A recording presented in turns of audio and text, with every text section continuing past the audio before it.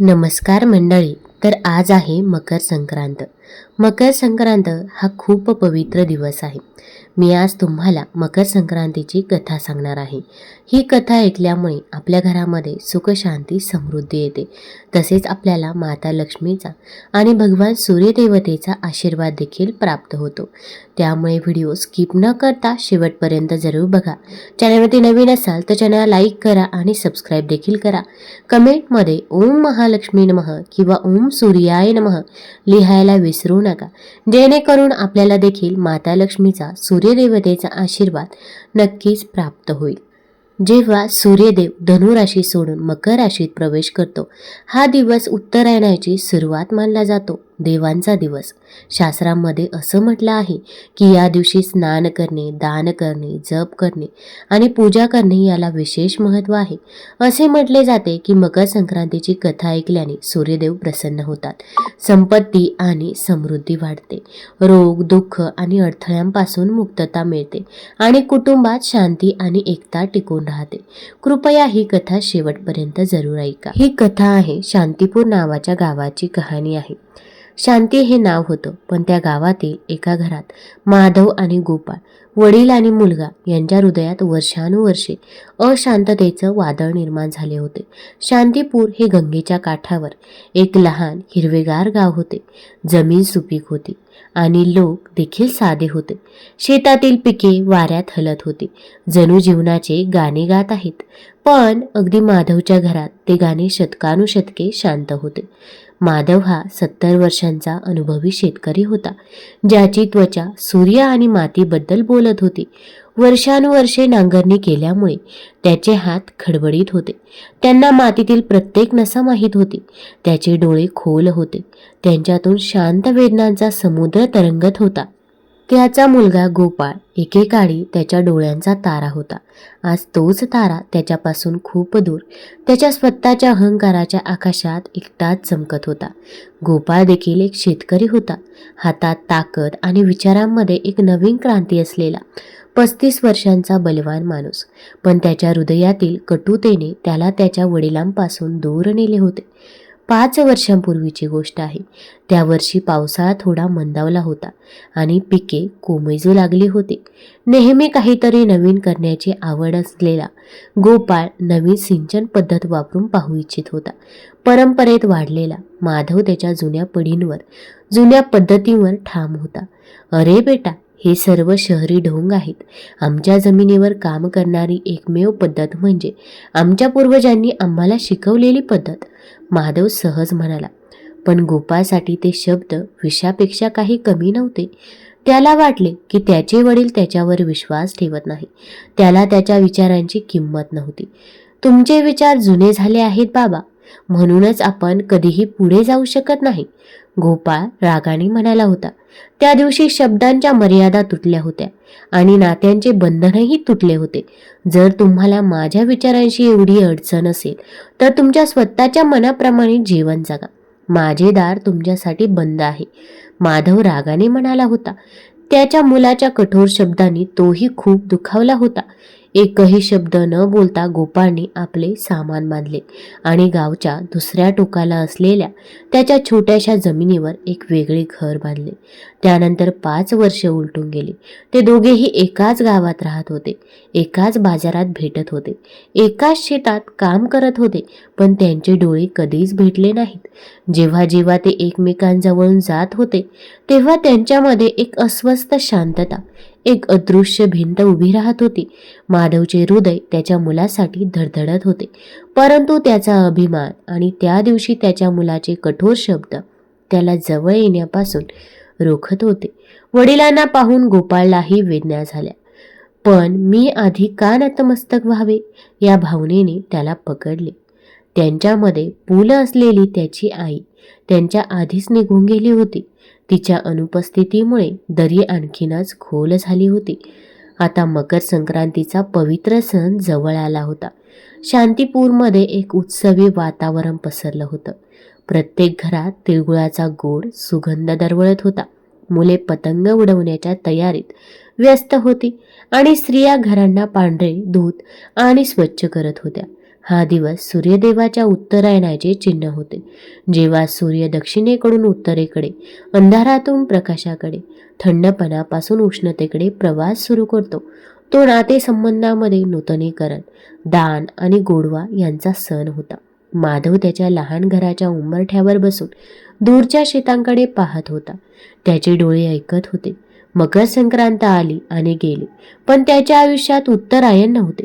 त्याचा मुलगा अनेकदा तिथून गेला, पण मागे वळून पाहिलं नाही. त्याच्या छातीतून एक लांब उसासा सुटला. अरे राम, हे किती काळ चालणार? दरम्यान त्याच्या शेतात काम करणारा गोपाळ दुःखी होता. मकर संक्रांतीचा आनंद त्याला अस्वस्थ करत होता. त्याच्या घरात कोणताही उत्साह नव्हता. साजरा करण्यासाठी कोणीही नव्हतं. पत्नीच्या निधनानंतर तो अनेकदा एकटाच असायचा आणि वडिलांच्या वियोगामुळे त्याचे जग आणखी मर्यादित झाले होते. त्याला आठवले की लहानपणी मकर संक्रांतीच्या दिवशी त्याचे वडील त्याला पहाटे गंगेत स्नान करायला घेऊन जायचे. नंतर तो त्याला तिळगुळ खायला घालायचे आणि कथा ऐकण्यासाठी मंदिरात घेऊन जायचे. त्या दिवसात त्याचे खूप प्रेम होते. त्याच्या मनात वेदनेची लाट उसळली, जी त्याने लगेच दाबून टाकली नाही. ती त्याची चूक होती. मी हे सर्व का लक्षात ठेवू? मकर संक्रांतीच्या आदल्या दिवशी गावातील सर्वात वयस्कर आणि बुद्धिमान माणूस, गावातील ठाकूर बाबा माधवकडे आले. अरे माधव, काय झाले? तुझ्या चेहऱ्यावर इतके दुःख का आहे? मकर संक्रांती उद्या आहे. तू आनंदी आहेस का? माधवने ठाकूर बाबांकडे पाहिले. त्याच्या डोळ्यात अश्रू होते. बाबा, मी तुम्हाला काय सांगू? ही मकर संक्रांत आणखी 1 वर्ष आहे, पण माझ्या मुलातील आणि माझ्यातील अंतर कमी होत नाही. ठाकूर बाबांनी त्याच्या खांद्यावर हात ठेवला. माधव, सूर्य उत्तरेकडे सरकतो. वेळ बदलते. कोणास ठाऊक यावेळी सूर्यदेव तुमच्या आयुष्यातही प्रकाश आणू शकेल. त्यांनी एक दीर्घ श्वास घेतला. उद्या सकाळी मंदिरात कथा होईल. गोपाळही येणार आहे ना? माधवने डोके टेकवले. मला माहीत नाही बाबा. तो माझा चेहराही पाहू इच्छित नाही. दुसऱ्या दिवशी सकाळी मकर संक्रांत होती. थंडी जास्त होती, पण सूर्यदेवाचे पहिले किरण पृथ्वीवर पडताच त्यांच्यात एक नवीन ऊर्जा भरली. गावकरी गटागटाने गंगेत स्नान करण्यासाठी निघाले. माधवही आपले जुने शरीर बांधून गंगेत गेला. तो मंदिराकडे चालत गेला. त्याच्या मनात एक विचित्र अस्वस्थता भरून आली. आज पुजारी सूर्यदेवाबद्दल एक खास गोष्ट सांगणार होता. त्याने गंगेच्या शुद्ध पाण्यात स्नान केले आणि त्याचे शरीर शुद्ध केले. त्याने सूर्यदेवाला पाणी अर्पण केले. ओम सूर्याय नमः, ओम सूर्याय नमः जप करत डोळे मिटले. त्याच्या ओठांवर एकच प्रार्थना, हे सूर्यदेवा, माझ्या आणि माझ्या गोपाळातील बर्फ वितळवा. दरम्यान गोपाळ नेहमीप्रमाणे सकाळी उठला आणि त्याच्या शेताकडे निघाला. पण आज त्याची पावले मंदिराकडे वळली. त्याला का कळत नव्हते. कदाचित बालपणीच्या आठवणी त्याच्या बाजूला ओढत होत्या. त्याने गंगेत डुबकीही मारली, पण कोणाशीही न बोलता. त्याचे डोळे त्याच्या वडिलांना सर्वत्र शोधत होते, पण तो त्याला दिसत नव्हता. त्याला वाटले की कदाचित त्याचे वडील अजून परतलेही नाहीत. तो त्याच्या ओल्या धोत्रात मंदिराकडे चालत गेला. गर्दी जमू लागली होती. ज्ञानी बाबा म्हणून ओळखले जाणारे पुजारी त्याच्या जागी आले होते. त्यांनी गंगेचे पाणी शिंपडले, ज्यामुळे वातावरण अधिकच शुद्ध झाले आणि त्याच्या खोल गोड आवाजात कथेला सुरुवात झाली. माधव मंदिराच्या एका कोपऱ्यात बसला होता.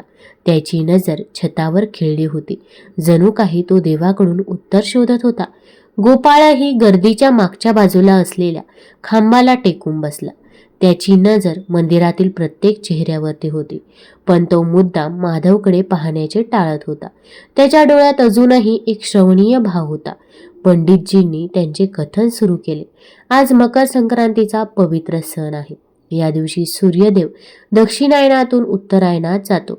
हे फक्त दिशा बदलणे नाही, माझ्या प्रिय भक्तांनो, हा एक गहन आध्यात्मिक संदेश आहे. गोपाळ अनिच्छेने ऐकत राहिले. त्याला वाटले की या सर्व जुना कथा आहेत. त्याचा त्यांच्याशी काय संबंध होता? पंडितजी पुढे म्हणाले, सूर्यदेव काय करतो? तो कोणत्याही भेदभावाशिवाय सर्वांना प्रकाश देतो. तो अंधार दूर करतो. तो जीवनाला ऊर्जा देतो. तो वनस्पतींचे पोषण करतो. तो तुम्ही श्रीमंत आहात की गरीब, ब्राह्मण आहात की शूद्र, मित्र आहात की शत्रू, असे तो विचारत नाही. त्याचा प्रकाश सर्वांवरती सारखाच पडतो. हे शब्द गोपाळच्या कानावर पडले. त्याला कोणताही भेदभाव न करता त्याच्या वडिलांची आठवण झाली. त्याच्या वडिलांनी त्याच्याशी भेदभाव केला होता का? नाही, कदाचित नसेल. तो फक्त त्याच्या जुन्या विचारात अडकला होता. जेव्हा सूर्य उत्तरेकडे सरकतो तेव्हा तो थंडपणा मागे सोडून उबदारपणाकडे जातो. हे आपल्याला शिकवते की आयुष्यात कधी कधी आपणही आपल्या थंड नात्याला उबदार केलं पाहिजे. आपण आपल्या मनातील दक्षिणेकडील मानसिकता मागे ठेवली पाहिजे, जिथे आपल्याला फक्त आपले स्वतःचे आनंद दिसते, आणि उत्तरेकडील मानसिकता स्वीकारली पाहिजे, जिथे आपल्याला इतरांचे सुख आणि दुःख देखील समजते. पंडितजींचे शब्द खोलवर भावूक झाले. माधवच्या डोळ्यात अश्रू आले. तो शांतपणे प्रार्थना करू लागला. माझा गोपाळही हे सर्व ऐकत आहे का? तो समजून घेत असेल. गोपाळ अस्वस्थ झाला. पंडितजींचे शब्द त्याच्या हृदयात बाणासारखे घुसले. त्याला आठवले की त्याचे वडील त्याला लहानपणी खांद्यावर घेऊन गावात कसे फिरवायचे. एकदा जेव्हा तो आजारी पडला तेव्हा माधव त्याची काळजी घेण्यासाठी रात्रभर जागून राहिला. त्या काळात कोणताही भेदभाव नव्हता. पंडितजींनी त्यांची कहाणी पुढे चालू ठेवली. हे उत्तरायण आपल्याला त्याग शिकवते. सूर्यदेव अपेक्षेशिवाय आपले सर्वस्व देतो. आपण आपल्या नात्यात हाच त्याग स्वीकारला पाहिजे. अहंकार, क्रोध आणि मत्सर हे सर्व आपल्या मनातील अंधार आहेत. ज्याप्रमाणे सूर्य या अंधारांना दूर करतो, त्याचप्रमाणे आपणही आपल्या अहंकाराची रात्र सोडून क्षमेच्या सूर्योदयाकडे वाटचाल केली पाहिजे. हे शब्द गोपाळच्या मनात गुंजले. ते खरे नव्हते का? त्याचा स्वतःचा अहंकार त्याला त्याच्या वडिलांकडे जाण्यापासून रोखत होता. त्याने विचार केला, मी का नतमस्तक व्हावे? तो त्याचा दोष होता. पण तो फक्त त्याचाच दोष होता का? त्याचा राग, त्याची कठोर प्रतिक्रिया, त्याचा हट्टीपणा, त्याचा संयम नसणे ही चूक होती का? रागाच्या त्या क्षणी तो त्याच्या वडिलांचे आयुष्यभराचे बलिदान विसरला होता. गोपाळचे डोळे अचानक अश्रूंनी भरले. त्याला माधव आठवला, ज्याने त्याच्या आईच्या मृत्यूनंतर त्याला पूर्णपणे उद्ध्वस्त झाल्यावर सांत्वन दिले होते. त्याने त्याला शिकवले होते की कितीही दुःख झाले तरी जीवन पुढे गेले पाहिजे. तो अजूनही त्याचे वडील होते, त्याचे गुरु होते. पंडितजींनी विचारले की मकर संक्रांतीला तीळ का दान केले जाते? तिळात तेल असते, जे प्रेमाचे प्रतीक आहे. गुळ गोडवा दर्शवतो. आपण आपल्या नात्यात प्रेम आणि गोडवा आणला पाहिजे. आपण कटुता सोडून दिली पाहिजे. ज्याप्रमाणे सूर्य भेदभाव न करता सर्वांना प्रकाश देतो, त्याचप्रमाणे नात्यातही निःशर्त प्रेम वाटले पाहिजे. गोपाळच्या डोळ्यात अश्रू येत होते. त्याला मोठ्याने रडायचे होते, पण त्याने स्वतःवर नियंत्रण ठेवले. त्याला जाणवले की त्याने किती वेळ वाया घालवला आहे. त्याने किती आनंद गमावला आहे. त्याच्या अहंकारामुळे त्याचे वडील, ज्यांना त्याच्या म्हातारपणात आधाराची आवश्यकता होती, ते एकटे राहत होते. माधवची पाठ वाकली होती. त्याच्या केसांमधील चांदी फिकट झाली होती. त्याच्या चेहऱ्यावर सुरकुत्या खोलवर होत्या. त्याने हे सर्व खरोखर कधी पाहिले होते का? तो नेहमीच अहंकाराने आंधळा झाला होता. नाही, आता नाही. गोपाळच्या हृदयात एक दृढ निश्चय निर्माण झाला. त्याचा श्वास जलद झाला. त्याला आता त्याच्या वडिलांना पाहायचे होते. त्याने गर्दीतून पुन्हा एकदा पाहिले. त्याची नजर माधववर पडली. कथा ऐकताना पल्लूने अश्रू पुसत असलेल्या माधवच्या चेहऱ्यावर तेच जुने दुःख दिसत होते. तो खूप कमकुवत दिसत होता. गोपाळचे हृदय ओरडले. मी काय केलं आहे? मी माझ्या वडिलांना किती वेदना दिल्या आहेत? पंडितजींनी कथा संपवली.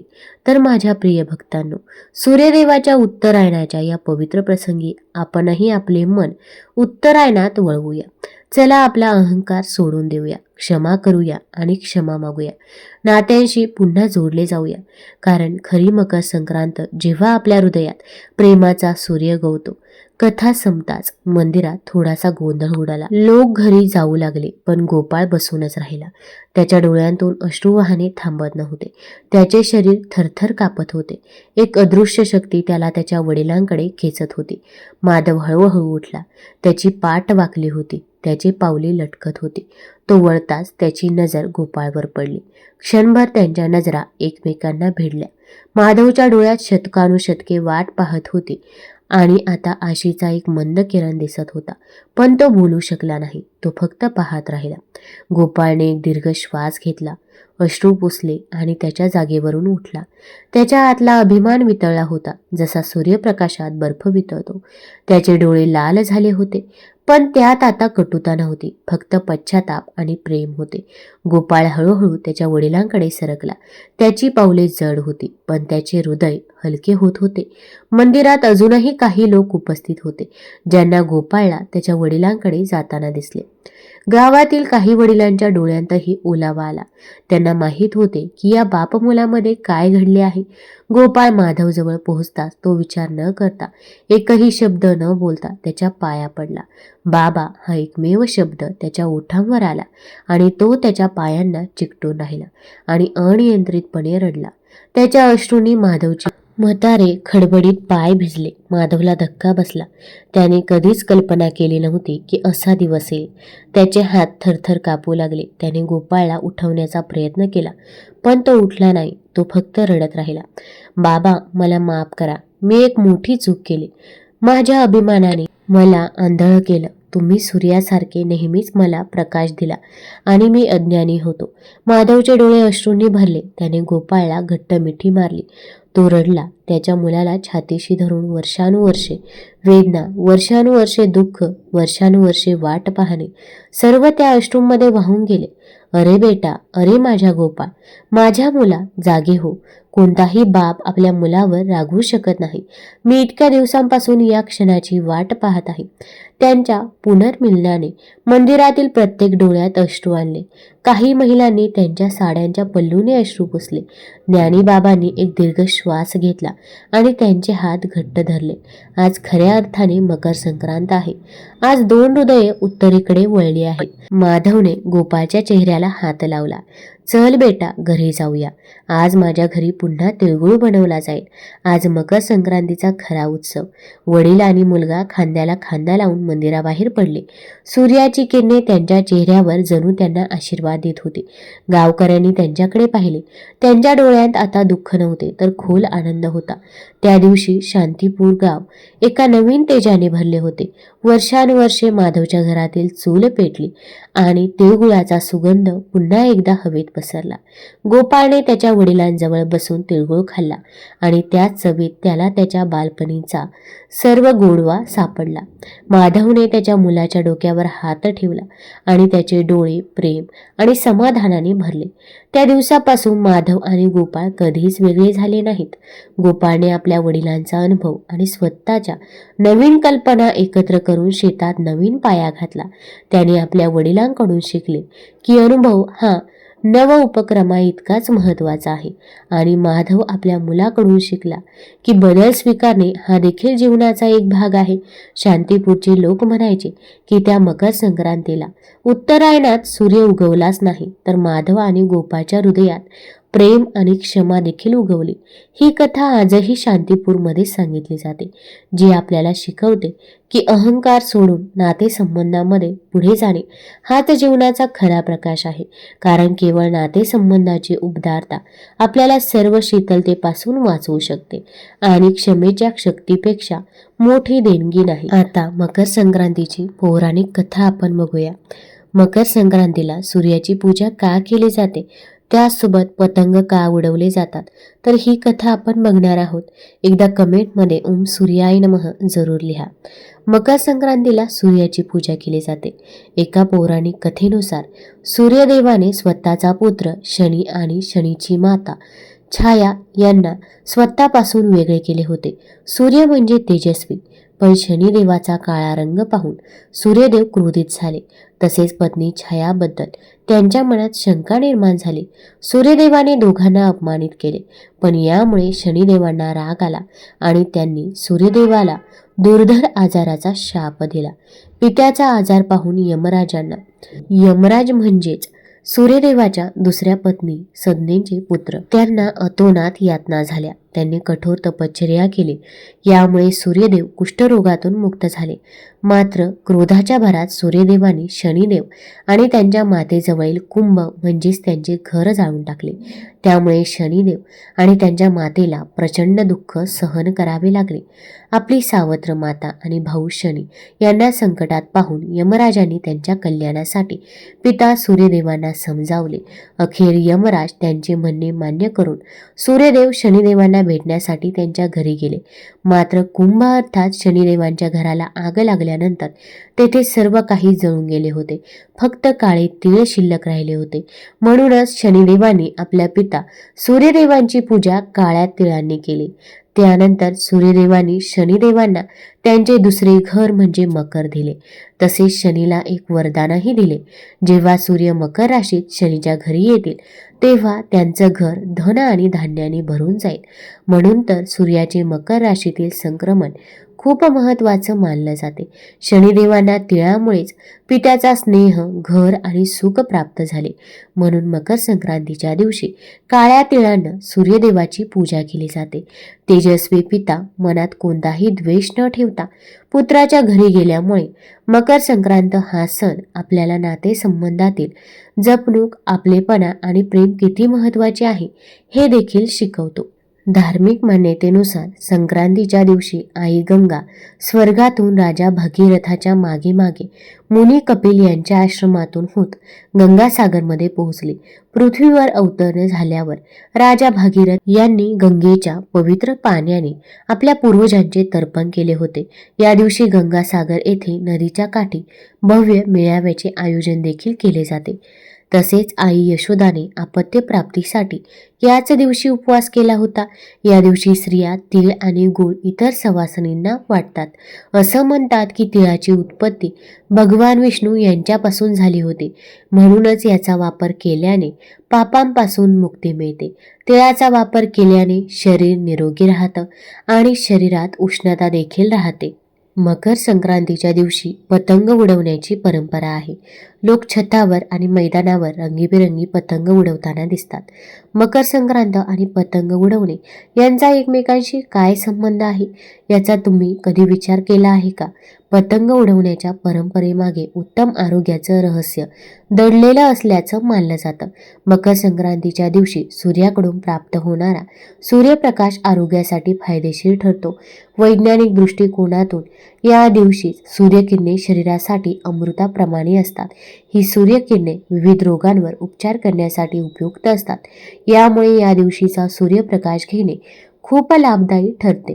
थंडीच्या काळात खोकला, सर्दी आणि संसर्गजन्य आजारांचा धोका अधिक असतो. मकर संक्रांतीच्या दिवशीची किरणे शरीरासाठी औषधाचं काम करतात. मकर संक्रांतीच्या दिवशी पतंग उडवल्याने शरीर सूर्याच्या किरणांच्या संपर्कात राहते आणि याचा शरीराला फायदा होतो. मान्यतेनुसार त्रेतायुगातील मकर संक्रांतीच्या दिवशी प्रभू श्रीरामाने आपल्या भावांसह आणि हनुमानासह पतंग उडवले. तेव्हापासून मकर संक्रांतीच्या दिवशी पतंग उडवण्याची परंपरा सुरू झाली. तुम्हाला जर या कथा आणि ही माहिती आवडली असेल तर चॅनलला लाईक करा, सबस्क्राईब करा आणि आपल्या मित्रपरिवारासोबत जरूर शेअर करा. धन्यवाद.